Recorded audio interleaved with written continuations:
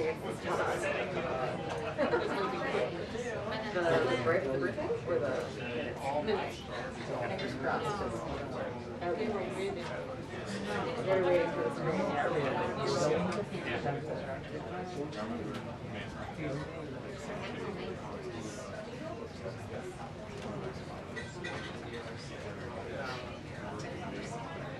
Yay.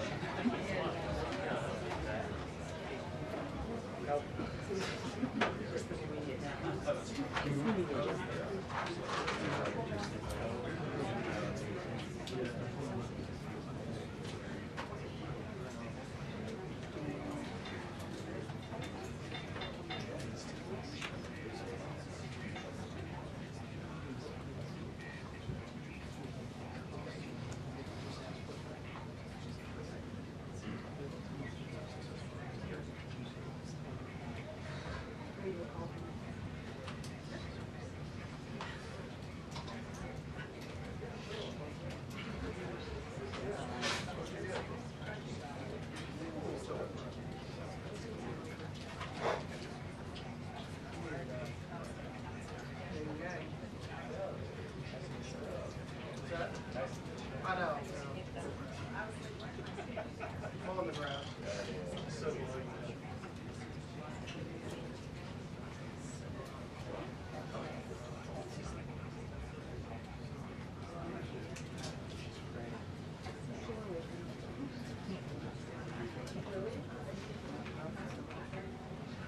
there is a video. Not live, but we posted it. It's like great.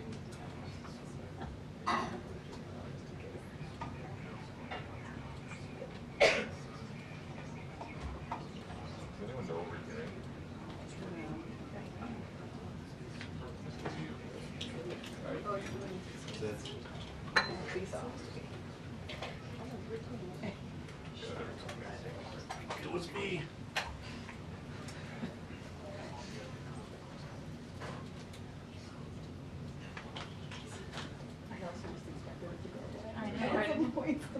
Where did it get? Yeah. Oh, no, that's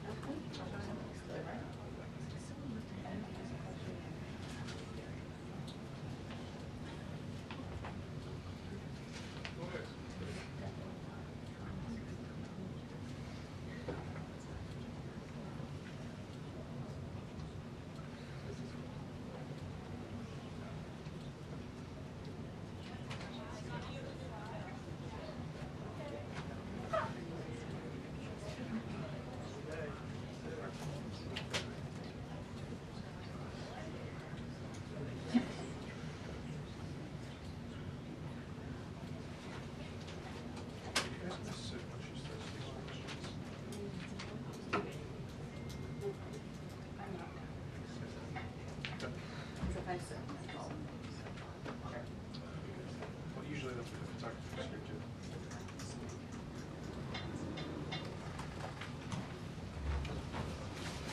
Good afternoon, everyone.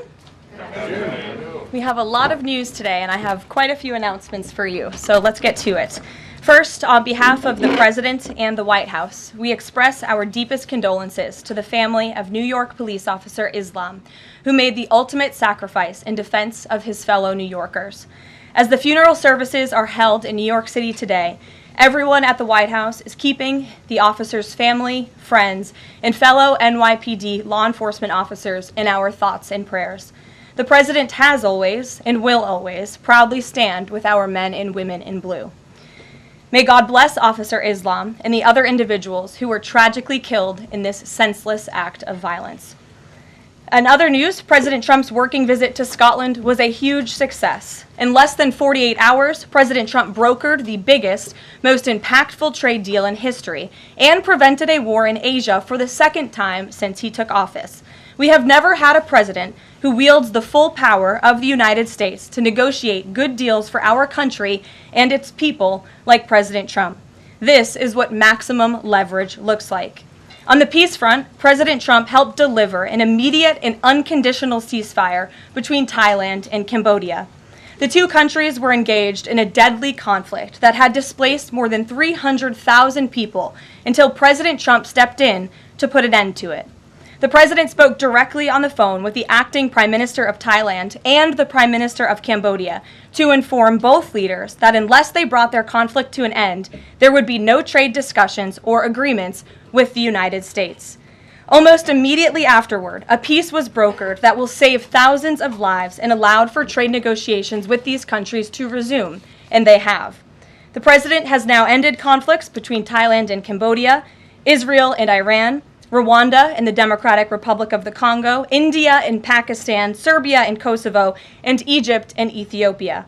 This means President Trump has brokered, on average, about one peace deal or ceasefire per month during his 6 months in office. It's well past time that President Trump was awarded the Nobel Peace Prize. I know the topic of Israel is on everyone's mind. I have an update from Special Envoy Steve Witkoff, who I got off the phone with this morning. Special Envoy Witkoff and Ambassador Huckabee had a very productive meeting with Prime Minister Netanyahu and other officials today in Israel on the topic of delivering much-needed food and aid to Gaza. President Trump is a humanitarian with a big heart, and that's why he sent Special Envoy Witkoff to the region in an effort to save lives and end this crisis. Tomorrow, Special Envoy Witkoff and Ambassador Huckabee will be traveling into Gaza to inspect the current distribution sites and secure a plan to deliver more food and meet with local Gazans to hear firsthand about this dire situation on the ground. The Special Envoy and the Ambassador will brief the President immediately after their visit to approve a final plan for food and aid distribution into the region, and we will provide more details for all of you once that plan is approved and agreed on by the President of the United States. On the trade front, the President secured a historic trade agreement with the European Union that puts America first and fundamentally strengthens the economic relationship between the two largest economies in the world. This deal delivers on two of President Trump's core promises on trade, supercharging America's manufacturing capacity and opening up foreign market access to American businesses. The deal guarantees that American businesses will have unprecedented levels of access to the European Union markets to export our American-made goods. Also, as part of this agreement, the EU will purchase $750 billion in U.S. energy to strengthen our energy dominance, reduce European reliance on adversarial sources, and narrow our trade deficit with the EU. The EU will also make new investments of $60 billion in the United States, in addition to the more than $100 billion the EU companies already invest in the U.S. every year. All of these massive purchases and investments will happen by the end of 2028. What we are watching is President Trump rebuilding the greatest economy in the history of the world and simultaneously proving the so-called economic experts wrong at every turn. Media pundits said a trade deal with the EU this monumental and beneficial to America would be impossible, but President Trump made it happen.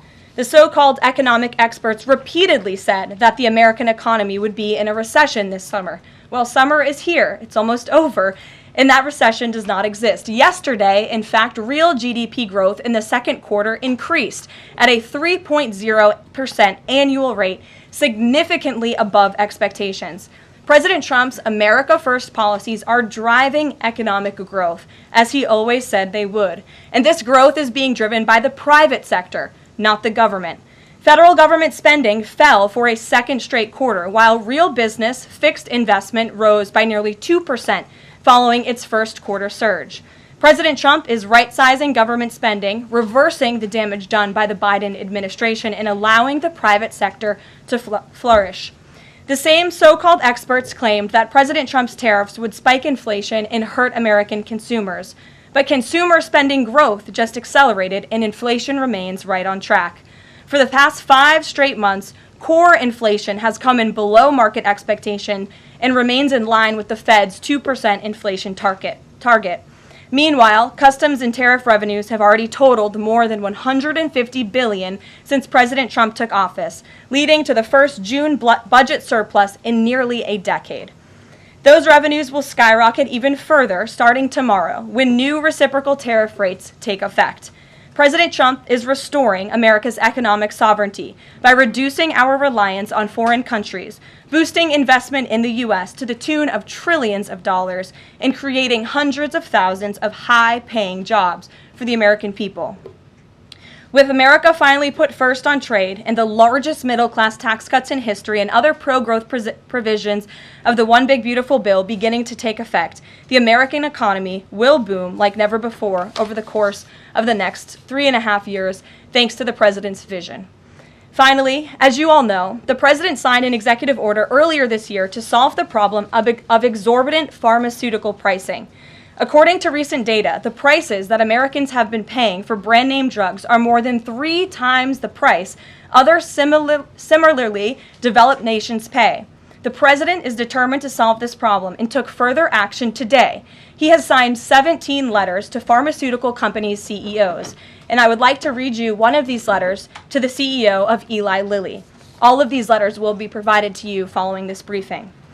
This is to the CEO of Eli Lilly from the President of the United States. On May 12, 2025, I signed an executive order delivering most favored nation prescription drug pricing to American patients to stop global freeloading and guarantee that Americans pay the same prices enjoyed by other developed nations. Right now, brand name drugs in the United States are up to 3 times higher on average than anywhere else for the identical medicines. This unacceptable burden on hardworking American families ends with my administration. Most proposals the Trump administration has received to resolve this critical issue promised more of the same, shifting blame and requesting policy changes that would result in billions of dollars in handouts to industry. Moving forward, the only thing I will accept from drug manufacturers is a commitment that provides American families immediate relief from the vastly inflated drug prices and an end to the free ride of American innovation by European and other developed nations. Accordingly, I am calling on Eli Lilly and Company and every manufacturer doing business in our great country to take the following actions within the next 60 days. Extend the most favored nation pricing to Medicaid, guarantee most favored nation pricing for newly launched drugs, return increased revenues abroad to American patients and taxpayers, provide for direct purchasing at most favored nation pricing.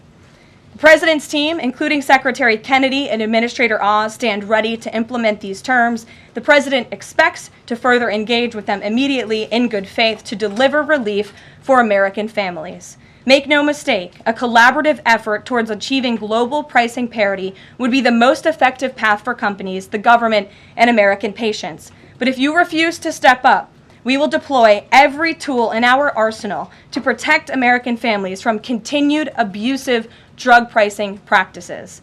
Americans are demanding lower drug prices, and they need them today.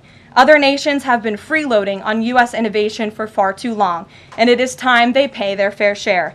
I look forward to your binding commitments to each of these goals by September 29th, 2025, and my team stands ready to assist with implementation questions. Thank you for your immediate attention to this vital national priority. Signed, President Donald J. Trump. Again, to the CEO of Eli Lilly. This letter, in its form, has been designed for each of the 17 major drug and pharmaceutical companies in the United States, and we're happy to provide you the full list, and I believe you will see all 17 letters popping on Truth Social very shortly, so you can look out for those, and I'm happy to take any further questions. Before we get to questions, I do have one other announcement from the White House and from the President. We are proud to announce that the construction of the new White House ballroom will begin.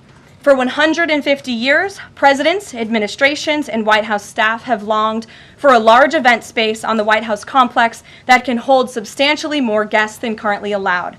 President Trump has expressed his commitment to solving this problem on behalf of future administrations and the American people. The White House is one of the most beautiful and historic buildings in the world. Yet the White House is currently unable to host major functions, honoring world leaders in other countries without having to install a large and unsightly tent approximately 100 yards away from the main building's entrance. The White House State Ballroom will be a much-needed and exquisite addition of approximately 90,000 total square feet of innately designed and carefully crafted space with a seated capacity of 650 people, which is a significant increase from the 200-person seated capacity in the East Room of the White House. In recent weeks, President Trump has held several meetings with members of the White House staff, the National Park Service, the White House Military Office, and the United States Secret Service to discuss design features and planning. President Trump has chosen McCreary Architects as the lead architect, which is well known for their classical architectural design and based right here in our nation's capital. The construction team will be headed by Clark Construction, and the engineering team will be led by AECOM.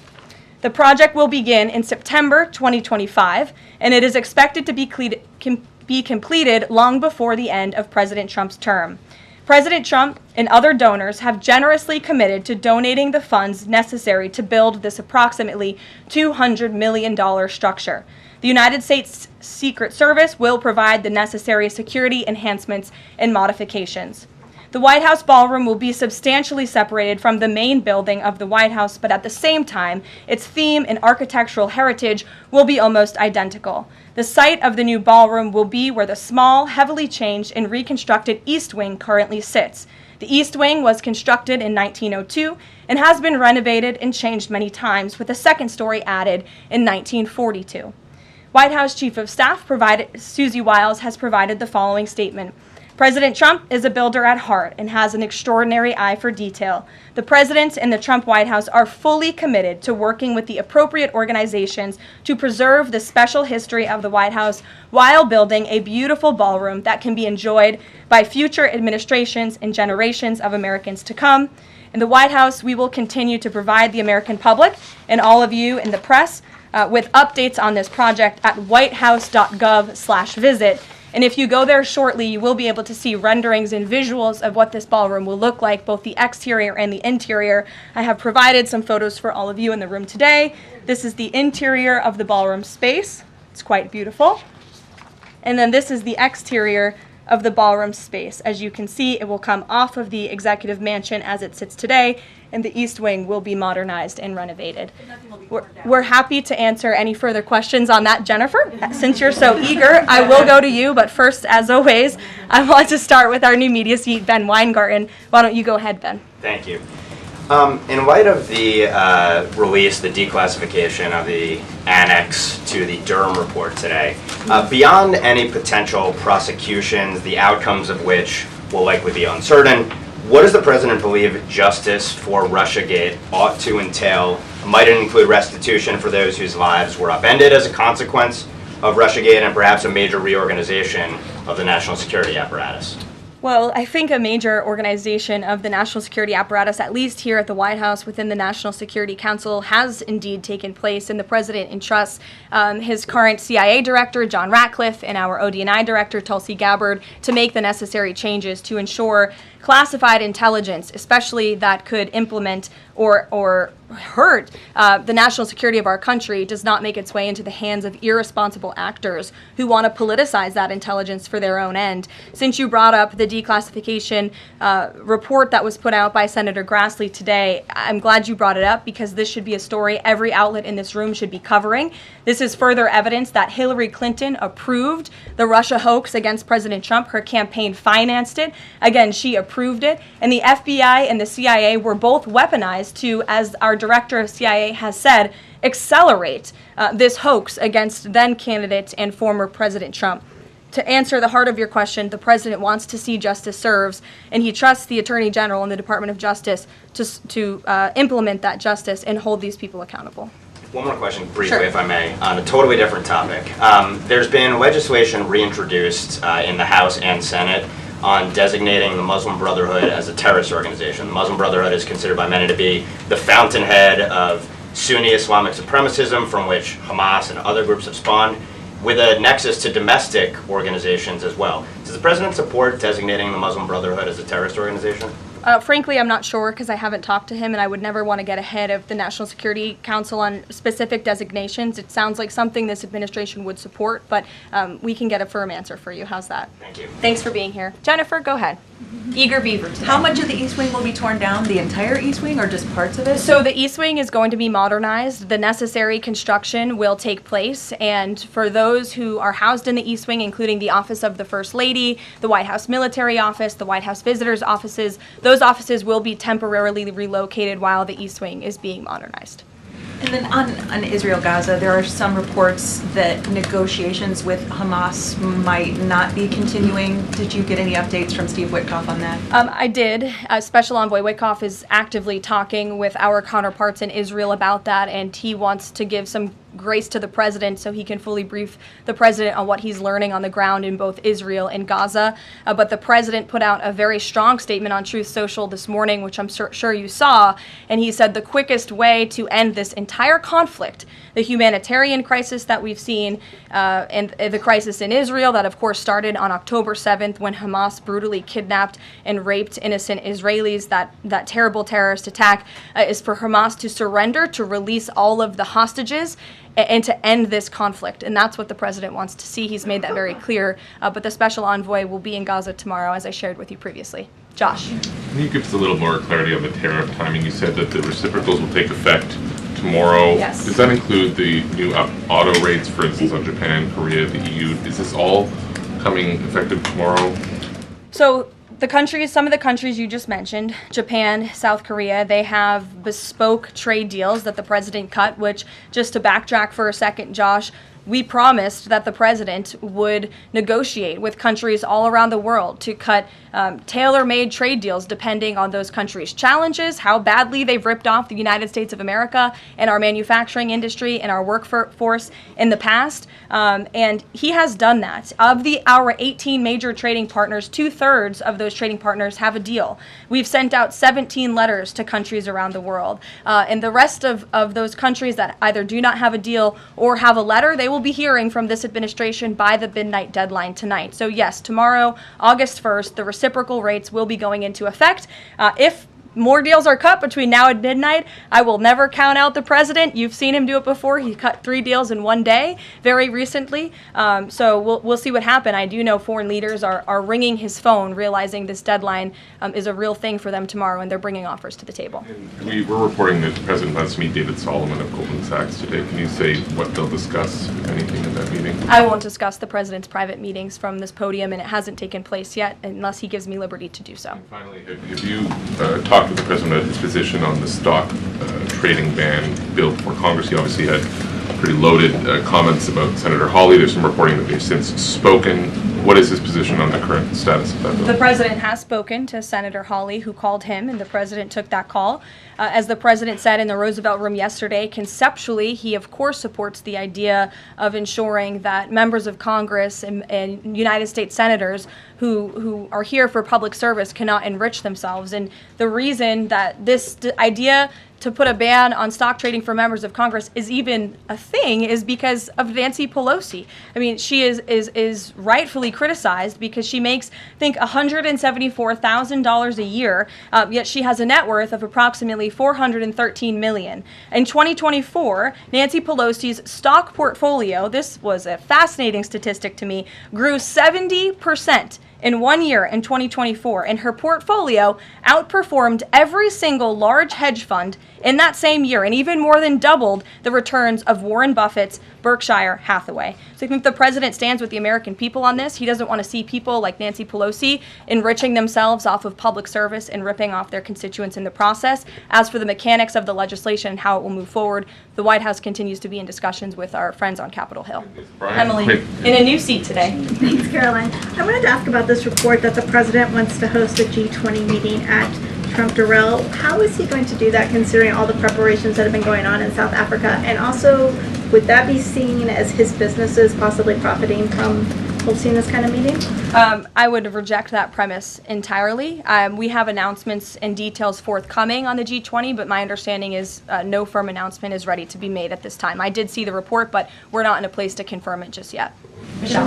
Just on the tariffs, what are the logistics for imposing those? Does the president have to sign an executive order tonight? What's the timing on that? Yes, and he will be signing an executive order at some point this afternoon or later this evening. And as always, we'll keep you posted when that happens, and it will be released from our office. And there's some of these countries that have they all had contact with U.S. officials, or are there some countries that are going to get letters that have had no opportunity to negotiate with the United States? Well, there's a lot of countries that I know have reached out. I believe it's upwards of 200 countries around the world have reached out to the trade and tariff team. Of course, as I said previously and the president said, we're going to prioritize our key trading partners, which we have done. Like I said, of the 18, 2/3 of those we have cut these tailor-made deals with. But I do know that the trade team has been working around the clock to try to be in correspondence with as many countries as possible, but if they haven't heard from us yet, they will in the form of a letter or an executive order by midnight tonight. We'll go to the back. Sure, go ahead. In the back left. Thank you. Amanda, yes. Thank you very much. I have a talk ask about the U.S. Amanda, you can go up. U.S. and South Korea tariff negotiations. At the tariff negotiation between South Korea and the United States concluded yesterday. President Trump stated on his SNS, Truth Social, that he would announce the specific details of the investment in the United States at the South Korea United States Summit in 2 weeks. My question is this tariff negotiation a final agreement or is further negotiation necessary? Well, yes, as you know, the president met with representatives of the Republic of South Korea here at the White House yesterday, and they did, in fact, reach a deal. And South Korea will pay a 15% tariff rate, including 15% on autos, while providing historic market access to American goods like autos and rice. Korea will purchase $100 billion in American energy by 2028. And the centerpiece of this deal is that South Korea has agreed to invest $350 billion at the president's direction to revitalize American industry. 90% of those profits will go to the United States government to help pay down our debt and for other matters at the president's choosing. So it was a very successful meeting yesterday. Do you have any set up the further U.S.-South Korea summit day? I'll get you something on that. I don't have it at my fingertips. Okay. Amanda. Thank you, Caroline. There are a number of congressional Republicans who have raised the alarm about the fact that roughly 80% of pharmaceuticals are either manufactured or their precursors are manufactured in either China or India. There are some pieces of legislation, some recommendations, which include either onshoring, nearshoring, or friendshoring, those components of that. Do you know if the president intends to throw the weight of the executive behind that? I don't have any updates for you at this time. I do have an update on our EU trade deal. I stand corrected. It's not $60 billion in investments. It's $600 billion in investments. I want to make that very clear. And I personally watched the president behind closed doors with the European president in Scotland negotiating this deal. And he got the most juice out of that squeeze that he could. And he was constantly looking out for America's interests. So I just wanted to clarify that one point. Deanna. Thanks, Caroline. For the countries that don't have a deal yet, should we be looking at the April 2nd chart at all? Or is he negotiating and talking about having a set tariff rate, 10%, 20%? Those discussions are taking place with the trade team today, and again, we'll provide further guidance with that executive order once it is signed, and the answer to that question will be in that executive order. Is he looking to provide any more extensions today after his phone call with Mexico? Is there any other conversations like that? I do know that other foreign leaders around the world have reached out, and if the president decides to share the conclusions of those calls with all of you, he will do so himself. But I do want to reiterate what the president said about Mexico. Mexico is still paying tariffs. They're paying a 25% tariff on fentanyl, 25% tariff on cars, a 50% tariff on steel, aluminum, and copper. And additionally, Mexico has agreed to immediately terminate its non-tariff trade barriers, of which there are many. And as the president said, we will continue to talk to Mexico over the next 90 days with the goal of signing a larger trade deal. The key to this, again, is Mexico has agreed to terminate those non-tariff barriers and to continue to work with us in good faith. Mexico is a very unique situation of all the other countries around the world because, of course, we share our southern border with Mexico, which we've seen an increase in cooperation between Mexico's President Claudia Sheinbaum and our administration on clamping down on drug trafficking and human trafficking at the southern border. We appreciate those efforts and will continue to work in good faith and to continue to have these trade discussions as well. Joey. Yeah, thanks, Caroline. Just clarifying on a previous question.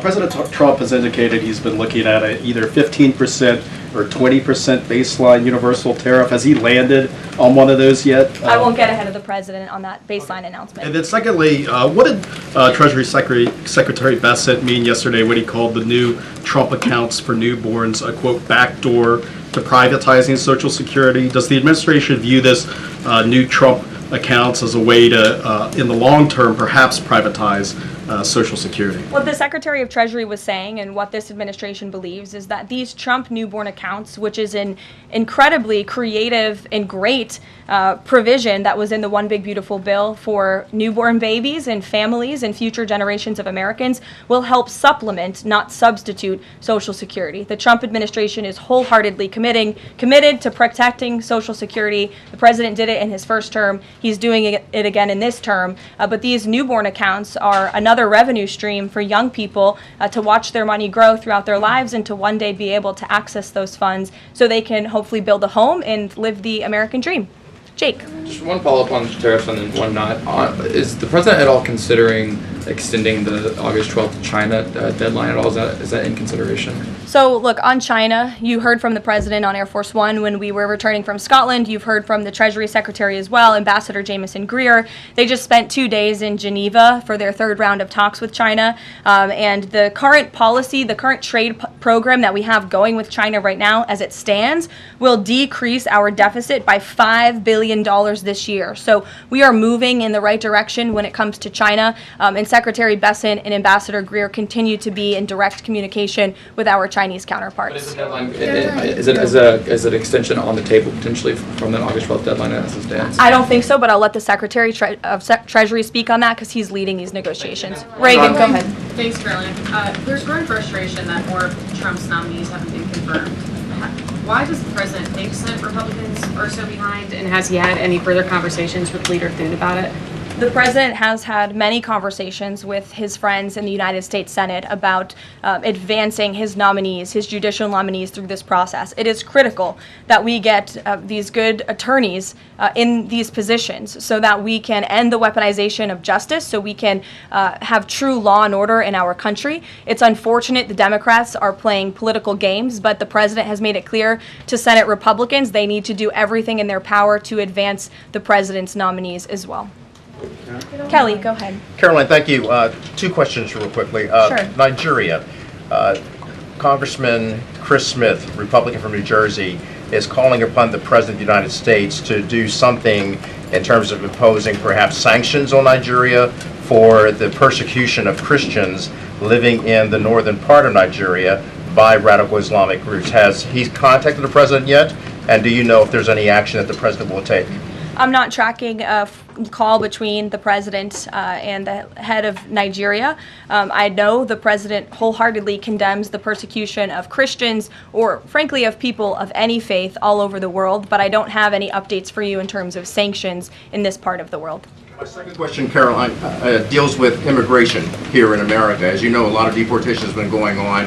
ICE has been going after violent criminals that are here illegally, and rightly so. In the midst of that, there are some evangelical pastors who are stating that it may have gone to a point of being indiscriminate and actually getting innocent people, like members of the clergy. Has the president and has ICE looked at that to see how they can actually go after those violent criminals, but also make sure that members of the clergy are still not being deported? Well, look, the administration has always maintained the position that anyone who illegally crosses our nation's borders is subject to deportation. That's just the law of the land, and we must be a nation that enforces our laws. But the priority from ICE, of course, is to deport, detain, arrest, and remove violent illegal aliens and criminals from our country. And they have been doing that at the rate of thousands of illegal violent criminals every single week, especially in Democrat-run sanctuary cities where these illegal violent criminals have been given a safe haven and have essentially been immune from our nation's laws under the previous administration. deportation. That's not happening anymore because of this president and Secretary Noem in the Department of Homeland Security, and we are going to be a nation of laws. And as we've said repeatedly, if you came here illegally, you are subject to deportation, but the priority are those public safety threats that we must remove from our communities. Thank you so much, Caroline. Two questions. So what Hamas hardens its position and Israel provides aid? Do you have any new information on the hostages that need aid too? And second question, we heard President Trump criticize President Macron and Prime Minister Starmer for their statement about recognizing a Palestinian state. What is the president's position on recognizing a Palestinian state, and will he recognize Israeli sovereignty in Judea and Samaria?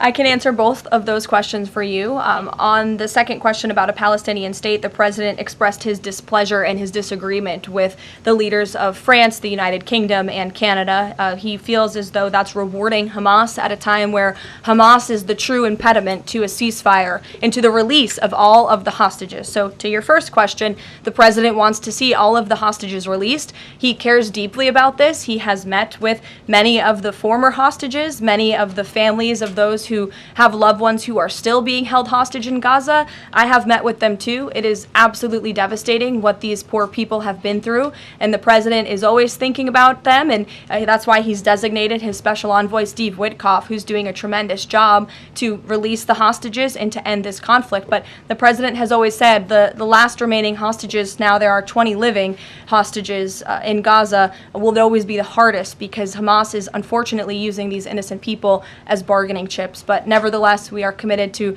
seeing this come to an end. Elizabeth. Thanks, Caroline. Part of the settlement with Brown prohibits it from performing transgender procedures or prescribing hormone, puberty blockers, that type of thing. Will eliminating these types of procedures be a priority for the Trump administration in negotiations with other universities? I can tell you that ending the chemical castration of children in our country is a priority of this administration. We've talked to many of these universities about it, but the president has also taken very strong action to cut off the funding for any medical institution in this country that provides those barbaric procedures. The Brown University agreement, since you brought it up, is yet another win to root out anti-Semitic behavior on our nation's college campuses and unlawful racial discrimination. Brown has agreed to no longer allow unlawful racial discrimination in admissions or university programming. They have agreed to provide access to all relevant data and information to rigorously assess compliance with its commitment to merit-based admissions, and they will pay $50 million over 10 years to state workforce development organizations that comply with anti-discrimination laws, supporting regional economic growth and career opportunities. Brown will also adopt the definitions of male and female from President Trump's executive order, defending women and gender ideology extremism for women's sports, programming, facilities, and housing. Brown will no longer perform gender reassignment surgeries on minors or prescribe them puberty blockers or cross-sex hormones.